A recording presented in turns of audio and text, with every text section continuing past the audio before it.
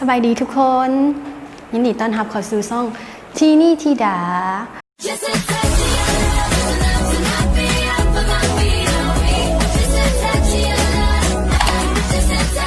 สิ้นเดือนแล้วทุกคนแต่ว่าสิ้นเดือนก็สิ้นใจเนาะแต่ความจริงเขาสิ้นใจมาหลายเดือนแล้วเขาได้เฮ็ดเวียกมา 3-4 เดือนแล้วมื้อนี้ก็เลยคิดออกว่าซีลองโทรหากระเจ้า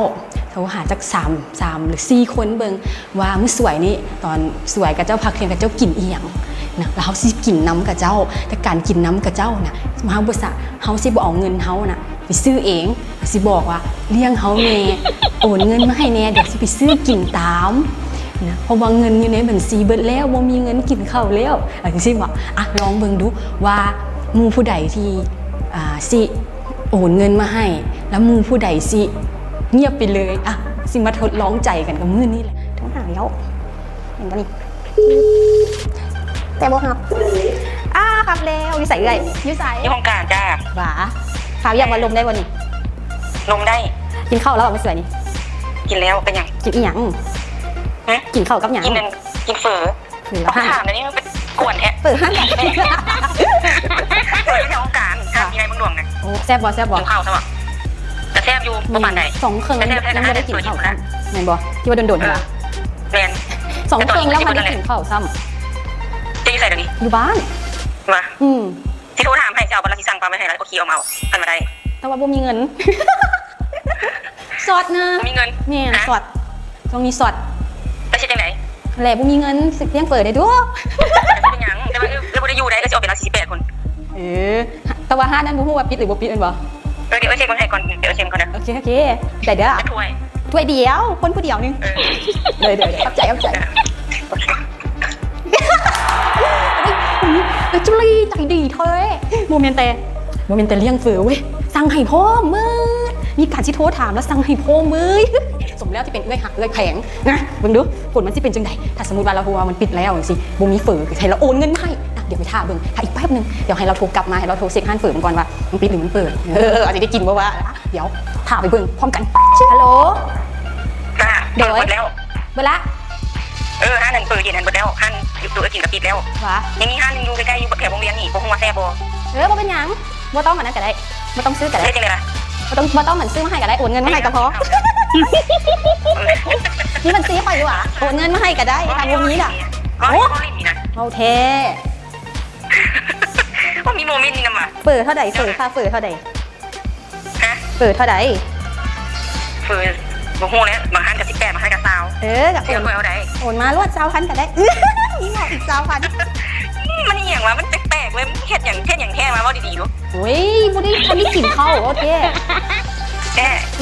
ทันได้กินอยู่กับไผเงินก็บ่ค่อยมีเงินเบิดแล้วบ่มีเงินหาเมกี้เด้โอ้ยเป็นหยังซื้อเอาอยู่แถวบ้านก็ได้คันนี้ว่ามีเงินโอเคโอนให้เด้อเข้าใจเด้อจุ๊บโดยโอเคอิ่มท้องแล้วมันก็จังได้แบบกินข้าวแล้วก็เนาะผู้หญิงก็จะบอกว่ามี2กระเพาะถึงว่าสิอิ่มข้าวจังไดถึงว่าจะกินข้าวอิ่มปานใดแต่ว่าก็ยังอยากกินของหวานฉะนั้นผู้ต่อไปเอาไผว่าเอา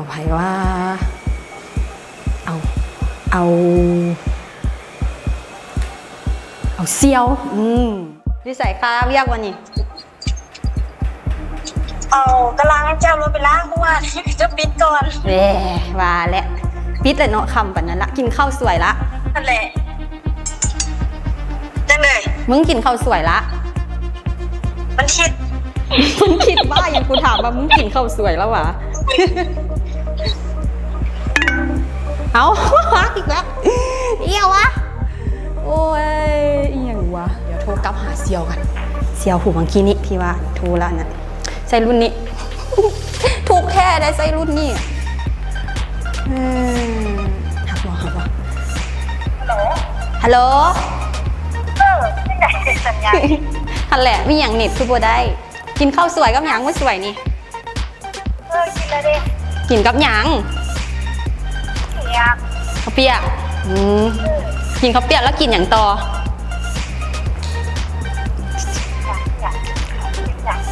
ฮะ บ่ได้กินอย่างอีกวะนอกจากข้าวเปียก ก็ อ้าว กวนกินแล้วแต่ว่าสิพาไป อุ๊ยสิพาไปอีกบ่ต้องพาไปก็ได้โอนเงินมาให้ซื้อก็พอเอาบ่เป็นหยังบ่เป็นหยังถ้าบ่มีเงินในบัญชีก็ได้ มีเงินสดนิดหน่อยนึง มีแต่เงินสดหน่อยนึง ใช่ว่ะใช่ บ่มีกับบ่เป็นหยังบ่มีก็บ่เป็นหยังโทรมาถามซื่อ สดที่แล้วอ่ะ ๆโทรมาถามซื่อๆบ่เป็นหยังบ่เป็นหยังโทรมาถามซื่อๆได้แล้ว ท่านี้เด้อท่านี้แล้วทุกคน เห็นบ่นี่30,000เปิดถ้วยละ20,000โอนมาอย่างหลายที่มึงจริงใจด้วยนี่จุรีใจเด้อ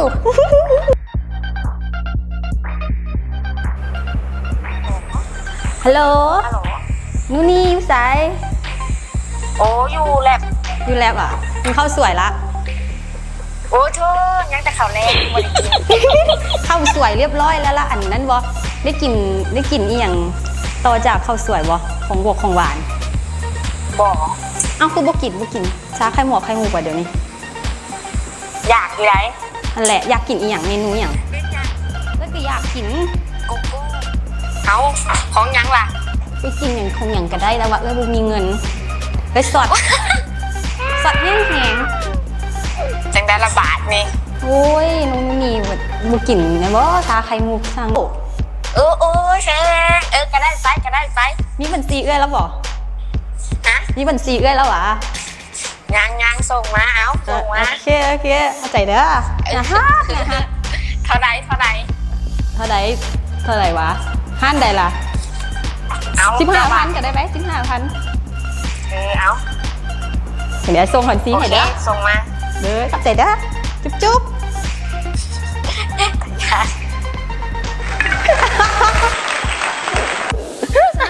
สำหรับคลิปนี้ถือว่าประสบความสำเร็จโทรหา3คนที่เขาคิดว่าแน่นอนของมีบัญชีคลิปนี้นะก็เป็นคลิปการขอคุ้มเสื้อเหลือกับเมนนะแล้วก็สมมุติเราลองเบิ่งเนาะคนเฮาสำหรับน้องๆหลายๆคนที่เบิ่งคลิปนี้การที่เฮามีกัลยาณมิตรที่ดีมันก็มีผลแต่ก็ครึ่งเนาะเฮาบ่จำเป็นเขาต้องไปพึ่งพาอาศัยยืมเงินก็เจ้าเป็นล้านเป็นแสนดอกเอาแค่เรื่องเล็กๆน้อยๆนี่แหละเบิ่งดูว่ากระเจ้าสิเห็นความสำคัญของเราบ่แม่นว่าสิดินกันแต่ยามสุขสบายเท่านั้นเบิ่งกันยามเดือดยามร้อนแน่สำหรับคลิปนี้ขอบใจหลายๆถ้าผู้ใดมักผู้ใดอยากให้มีคลิปต่อๆไปอีกกับอะไรเงี้ยช่วยกันกด Subscribe ให้แน่กับกดไลค์ให้แน่ถ้าสิดีก็กดแชร์ต่อๆไปนะเป็นว่าสำหรับมื้อนี้คลิปนี้ก็คงจะจบเพียงเท่านี้เอาเป็นว่ามีคอนเทนต์อย่างดีๆนะคลิปต่อไป